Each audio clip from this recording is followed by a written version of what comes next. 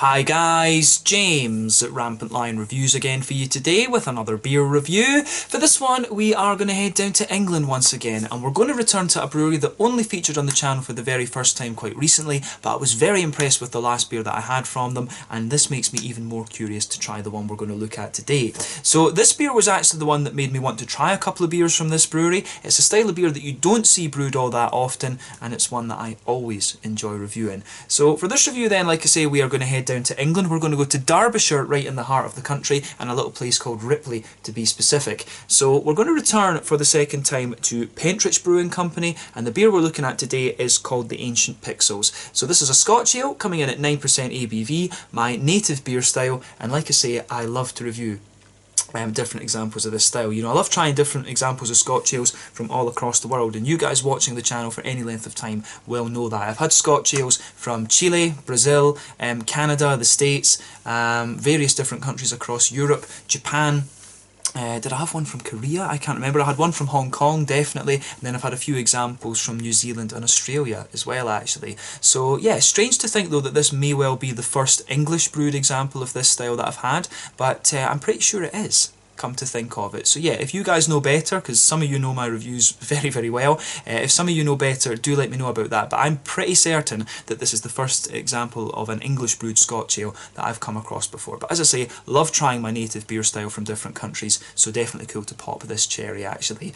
But yeah, the last beer that I had from Pentrich Brewing Company was the Jet Glow Moon, which was an Imperial Black IPA, and that was very, very well executed, I have to say. I thought that was a very, very nice beer. This one was the one that made me want to try a couple of beers from this brewery, but then when I looked at this one, I saw that they also had an Imperial Black IPA, which is also a style you don't see too often, and one that I very enjoy. So I just kind of thought, bugger it, and got the pair of them. But the other thing I think that's quite impressive about this brewery is that they do brew a variety of different styles rather than just doing, you know, hazy New England IPAs or whatever, and they seem to be getting a good little bit of hype in England at the moment. A lot of people are speaking very positively about this brewery, and if they're being sold by House of Trembling Madness, which is where this beer came from, then they must be pretty good actually. They've stocked very, very good breweries actually. So yeah, really, really curious to see how this one turns out. I think there's a few points on which this review could be quite interesting, and as always, I hope that you guys enjoy my take on this one as well. So let's see how we get on then.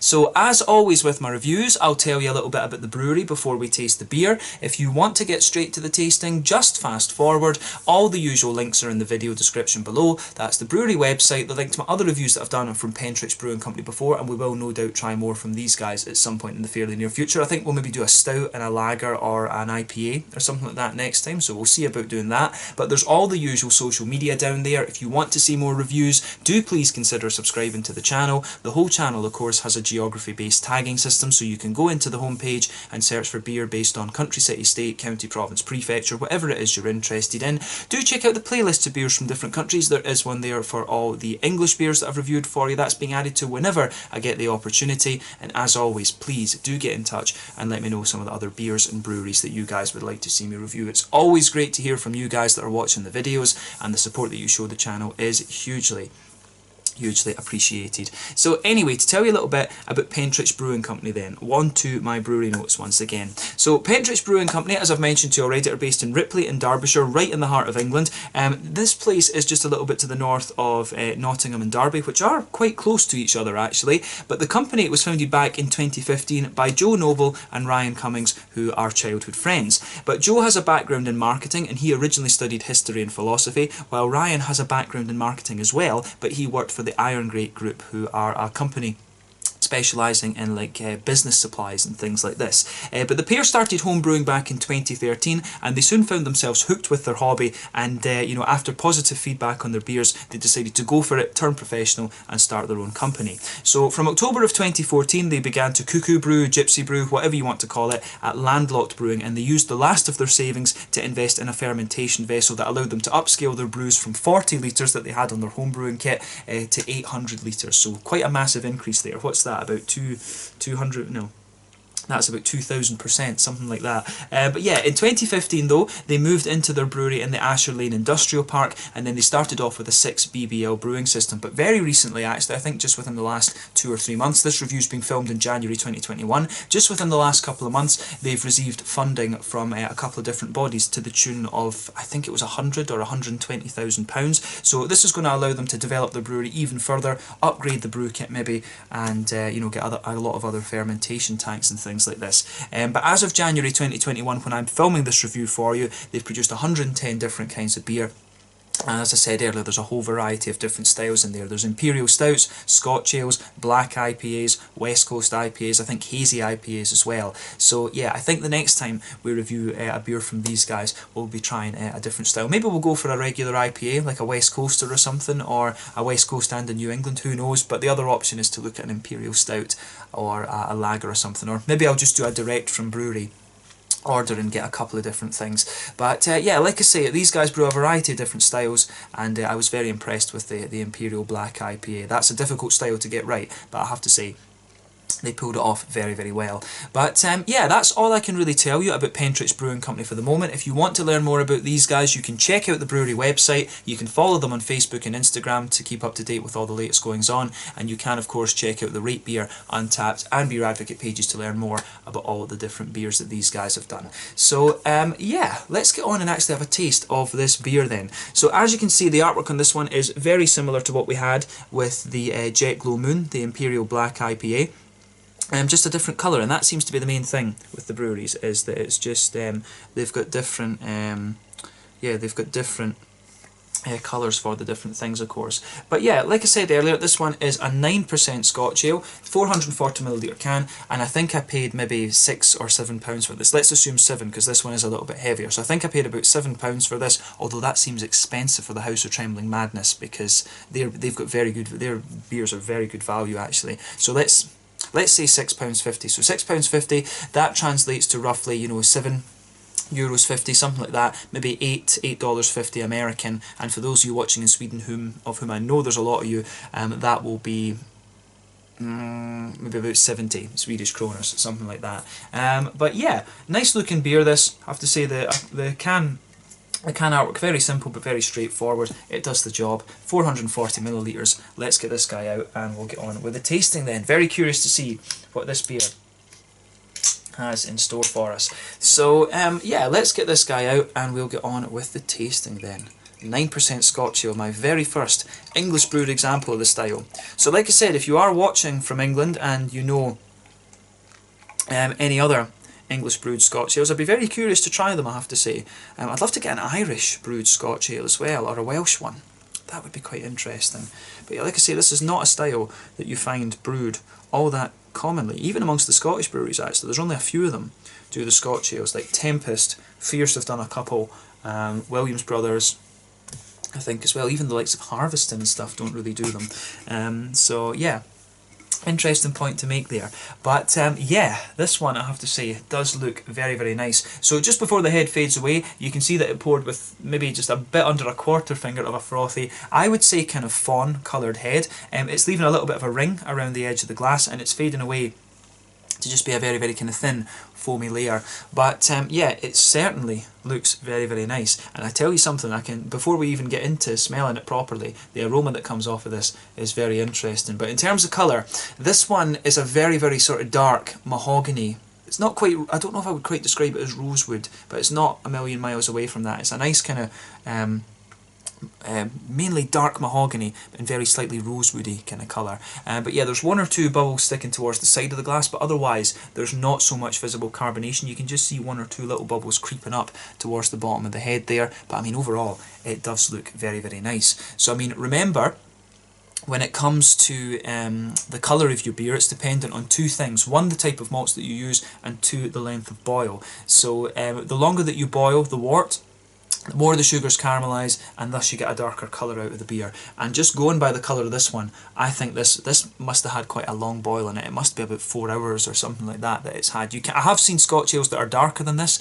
and they tend to have boils of like 6 hours. So just going by the fact that this one has quite a little bit of redness and stuff still in it, it does have quite a little bit of a kind of ruby edge to it, I would say that maybe this one It's had like a 3 or 4 hour boiling time in the wort. So yeah, this should be quite nice, and we can maybe judge that a little bit more from the smell actually. But yeah, this term actually, the one thing we should say in this video as well about the term Scotch ale, from what I know.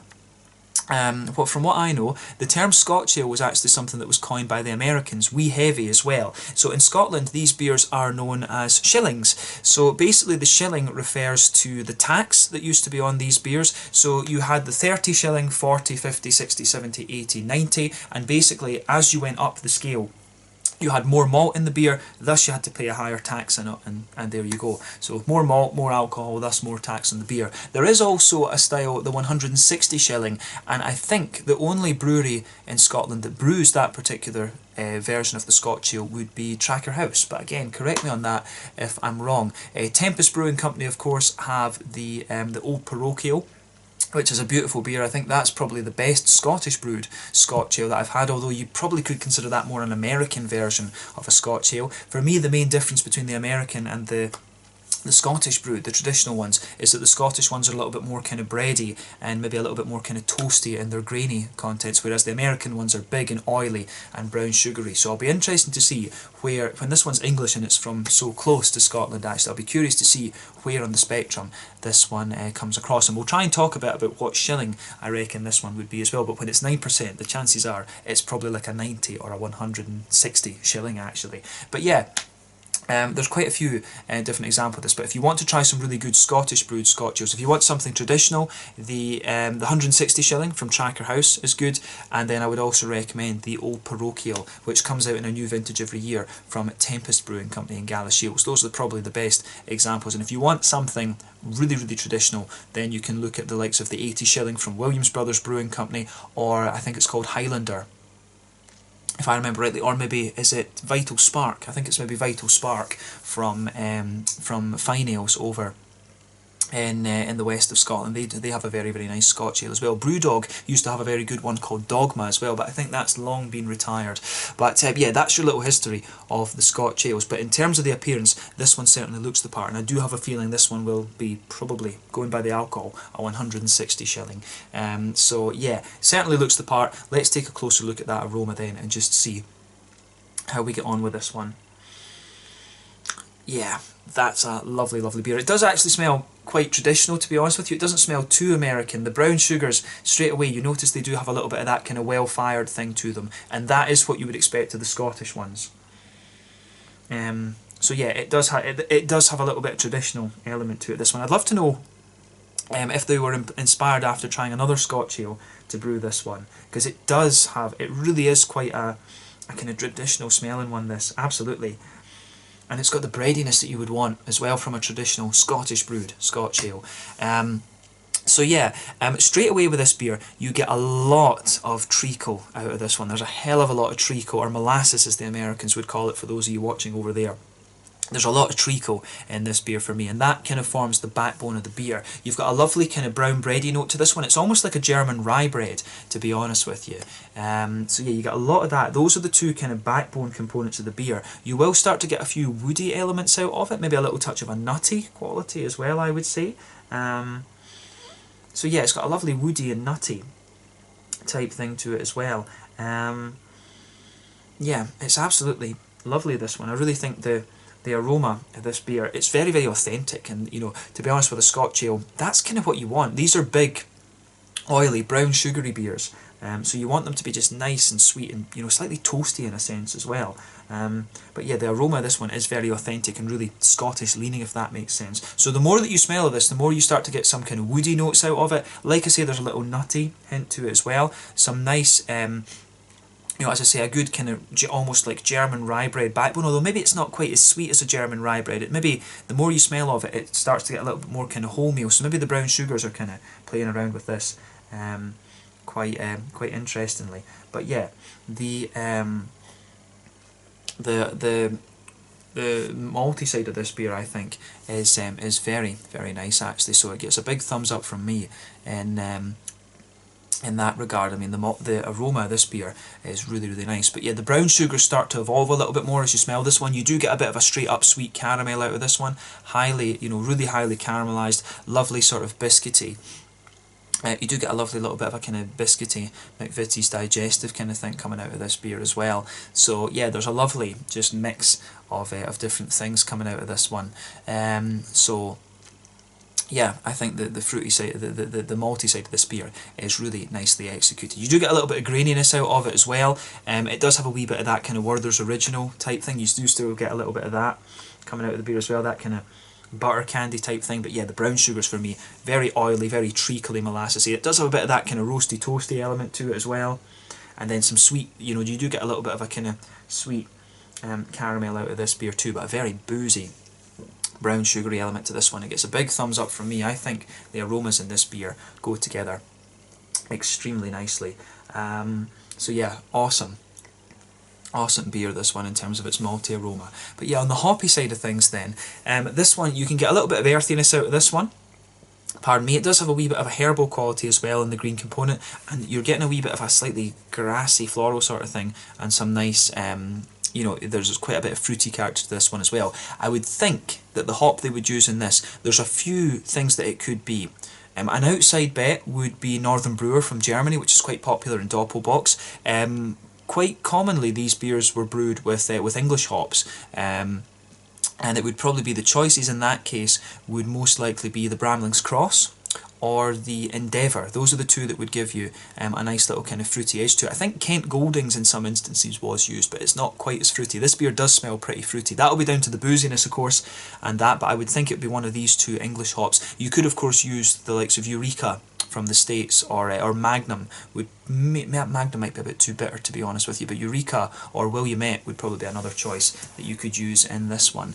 So yeah, be curious to know what hop it is, but it does smell more like that. It does smell more likely that it would be an English hop, to be honest with you, because the beer does have just a little bit of that kind of herbal quality to it. But Northern Brewer, I wouldn't say 100% no to Northern Brewer from Germany as well, because there's just something about it as well. But you do start to get a little bit of a phenolic quality off this one, this kind of cough syrupy medicine-y sort of thing. So yeah, the more that you smell of it, you'll start to get a little bit of that out of this beer as well. But the aroma of this one, very, very authentic. We've pondered over it quite a little bit. Just take a bit of time to enjoy it, as I always say, but we're going to get stuck into this beer now. I'm very curious about this. So this one is the Ancient Pixels. A Scotch ale coming in at 9% ABV. I guess it's going to be like a 160 shilling from Pentrich Brewing Company in Ripley in Derbyshire down in England. What I think this must be my first example of an English brewed Scotch ale. So let's get stuck in. Slàinte, skål, cheers.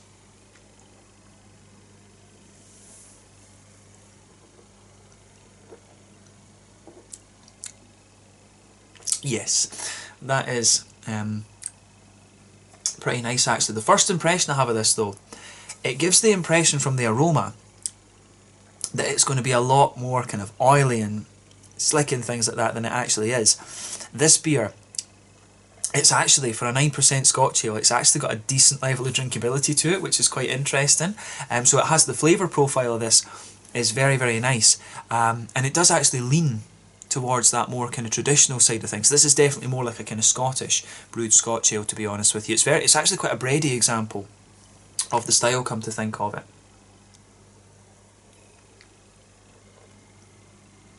So I suspect that what I said about this one, from looking at it earlier, I think this must be, maybe it doesn't have that long a boil, maybe it has a sort of standard 90 minute or 2 hour boil, because it is very bready. I would think with this, if you did have a longer boil, I think it would be a little bit more oily than it is, but this is it's a very smooth example of the Scotch ale, this one. But I have to say, I'm just going to say thumbs up to this one once again. The other thing I'll say about this, if you think about this compared to the Black IPA, that sort of bready base that it has, maybe that's the kind of signature of this brewery. You notice different traits in little brewers. Maybe they like their beers to have this kind of bready base to them. And it works, it definitely works nicely in this beer style. And the way that the brown sugars come out in this beer is very authentic to Scottish brewed Scotch ales. The breadiness, I would say, maybe the breadiness in the Scottish ones is not quite as smooth, to be honest. But that's the signature of this brewery. You know, you're going to get different things from brewery to brewery, but I think that the most difficult thing I think to get right in the Scotch ales is the brown sugars, and they've got that. And it's got a nice kind of smooth, it's maybe got a more sort of American bready kind of character to it in that sense. The breadiness in this beer really is nice and smooth. Does this have wheat and... yeah, that's the reason. There you go. So it says here it's got wheat and oats in it. So yeah, this was the same with the black IPA. I was just thinking that maybe they've used a little bit of wheat and oat in this beer. That's very unusual in a Scotch ale. It's not... I'm certain that oats is not a common thing to use in Scotch ales. I mean, you get oatmeal stouts and things in Scotland, definitely. But oats, it's not common to use oats in Scotch ales. And then wheat, I don't think it's very common to use wheat either, to be honest with you. So that's the reason that this beer is more bready than it is sort of oily, if that makes sense. But like I say, that's maybe their signature. They like to have that smooth bready malt base, and I like it. I can appreciate that. You know, I've always enjoyed a bit of, like, you know, Munich malt and things like this. I've always enjoyed these kind of bready sort of German and Czech lager beers and stuff. So to see this in a Scotch ale, actually, to see this idea come into a Scotch ale, it's actually quite interesting. But this beer, it has my approval. It has my approval. But that's the, as I say, it's got an American West Coast IPA type breadiness to it, like that kind of smoothness. But it's got the traditional Scottish brown sugars, absolutely. That's probably a good way to kind of describe how this one composes itself.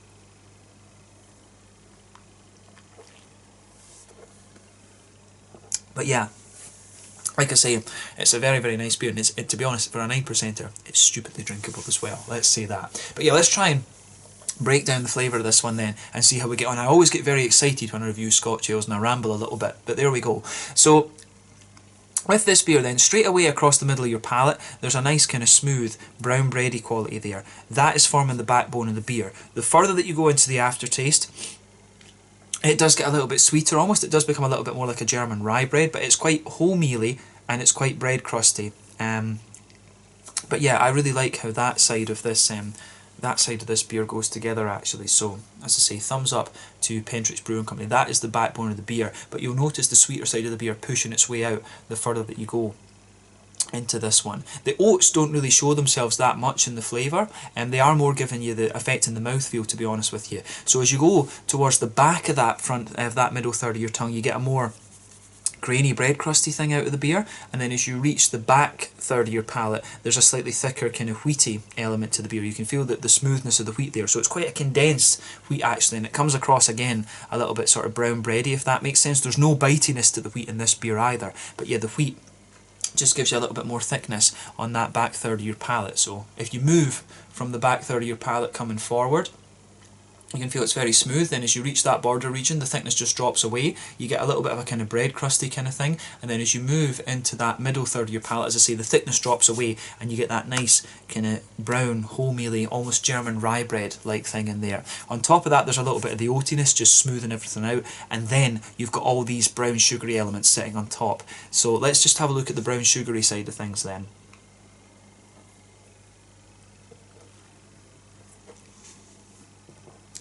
So yeah, good kind of sweet. This one in the middle of the palate, you do get a very sweet kind of caramelly note to it, and that's the booziness of the beer at 9%. I have to say, for a 9%er, this beer covers its alcohol like very, very well. But I think the breadiness is kind of helping there, to be honest. But yeah, in the centre of your palate, you get that big oily caramel. That's the kind of the epicenter, like, of the booziness of the beer. But as you move further out from that, you get a little bit more of a kind of sweet caramelly element to it, which I really quite like. And as you move further towards the edge of the palate, it starts to get a little bit more kind of roasty and toasty, if you like. It almost feels, to be honest with you, as if you've got a little layer of maybe, it's not maple syrup, it's like a kind of toast, it's got a very light kind of toasty caramel wafery sort of thing. That you've got this layer underneath, the oily caramel, the more sweet caramel, the more kind of sweet and slightly toasty caramel, and then the sort of McVitie's digestive biscuity sort of things as you push towards the very edges of the palate. But on top of that, it just feels as if there's a kind of caramel wafery sort of layer, if that makes sense. It's really interesting how that side of things comes out in this beer.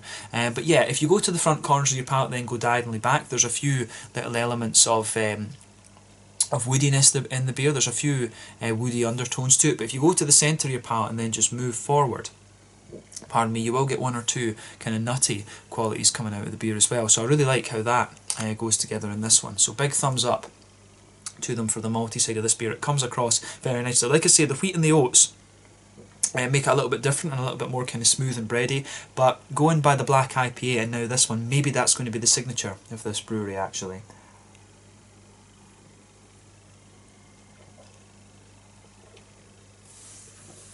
So yeah, I think this is really nicely executed. But yeah, definitely, as I say, for my first English brewed Scotch ale, it definitely doesn't disappoint. Definitely doesn't disappoint. And yeah, the further you go into the aftertaste with this one, those brown sugars, the sort of more roasty, toasty elements of the brown sugars, just kind of come out a little bit more. But let's focus on the hoppy side of the beer then. So the back corners of the palate, there's definitely a little bit of earthiness there, and as you move further forward it's a little bit more herbal. For me, that's the thing that really gives it away, is English hops that are in this beer. Like I say, Bramley's Cross, or Endeavour perhaps, you know, Kent Goldings could be another bit. I'd love to know what hop it is they've got in this beer. But as you reach the kind of front corners of the palate, there's a little bit of floral aromaticity to it, not overly bright or spicy or anything, just a little bit of a fairly smooth floral aromaticity. Then round the front curve of the palate, it's a little bit lighter and grassy. There is a tiny little bit of zest to this beer. I don't know if it says it's canned on date. Does it say a canned on date? No. No, doesn't say it. Oh wait, no, sorry, here it does. Canned on the 27th of October 2020. So this beer, at the time of drinking, is actually about 3 months old. It's the 24th of January that I'm filming this one, and they're only recommending that this beer stay in the can for about 2 years. I wonder if it was in bottle, if that would be longer actually. But yeah, you still get a wee bit of the hoppy character out of this one, and obviously the longer that you leave this beer, more of the green component of the hops would drop away actually.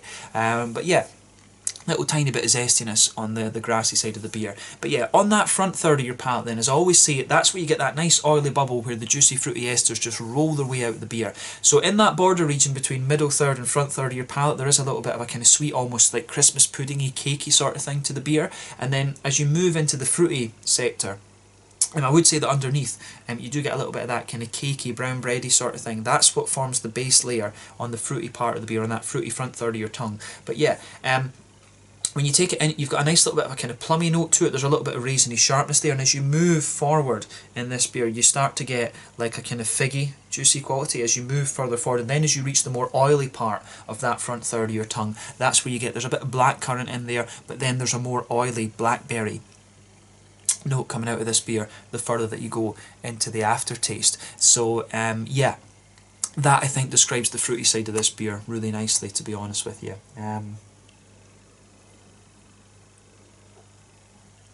And you will get more and more of these kind of slightly phenolic. On that front third of your palate, you get a little bit of that kind of phenolic. You get a little bit of that sort of phenolic, yeah, kind of cough medicine-y type thing coming out of it as well. So yeah, that's another really interesting element about this beer to think about when you try this one. It really has a little bit of that cough syrupy phenolic type thing, which is quite nice. Yeah, it's almost a little bit. I do wonder if maybe. Usually you would get that from putting a little bit of, you know, kind of candy syrup or something in it. So I wonder if they've maybe put a little bit of that in this beer. I don't think that's something that was traditionally done with Scottish brewed Scotch ales, but I know they do it with Belgian Double. So this beer does have a wee bit of a Belgian Double quadrupel kind of phenolic quality to it, let's just say that. So yeah, I wonder that about this beer. It could also be the yeast that's doing something interesting, because yeasts are quite crazy in that sense. But yeah, it's got a really interesting it's got a really interesting quality to it, this beer, for sure. But yeah, I like this one. It's a very nice example of the Scotch ale, American breadiness, I would say, but you know, the traditional Scottish fruits, I guess, and the traditional Scottish fruits and the traditional Scottish brown sugars as well. But the phenolic thing is quite interesting, I would say. That's the one thing that's really quite quirky about the beer. But yeah, in terms of the mouthfeel then, what are we going to say about that?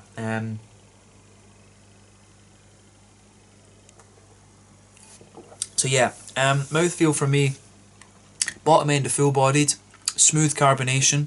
Overall, I would say that the mouthfeel is quite slick in this. It is quite a slick mouthfeel that you get out of this. A little bit oily, a little bit of wetness to it in fairness as well.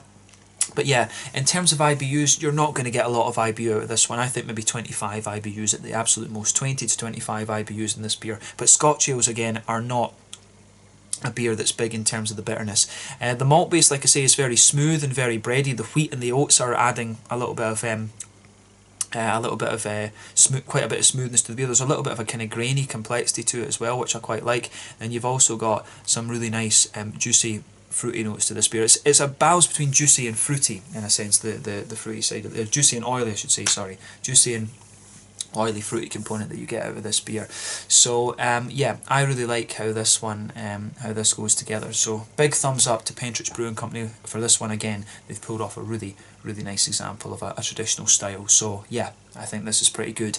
So yeah, I guess we can leave the review at that then. I've been very impressed with this beer. My first English brewed Scotch ale certainly gave a very good account of itself. So yeah, I look forward to trying more from this brewery for sure.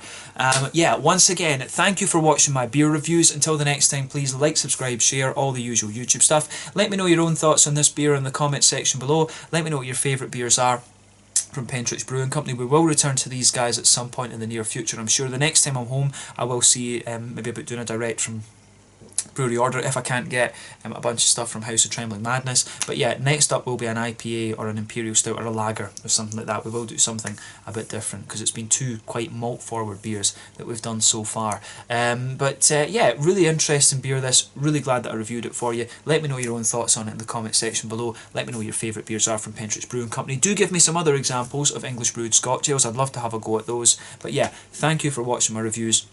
I hope you enjoyed this one, and I will catch you guys again very soon. Slàinte, skål, cheers. This one was the Ancient Pixels, a Scotch ale at 9% ABV from Pentrich Brewing Company. And I forgot to say about the shillings, I would say that this one is probably a 90 shilling. I think the breadiness makes it a 90 shilling. If it was a bit more big and oily and brown sugary, it would be a 160 in my mind. So I want to say a 90 shilling for this one.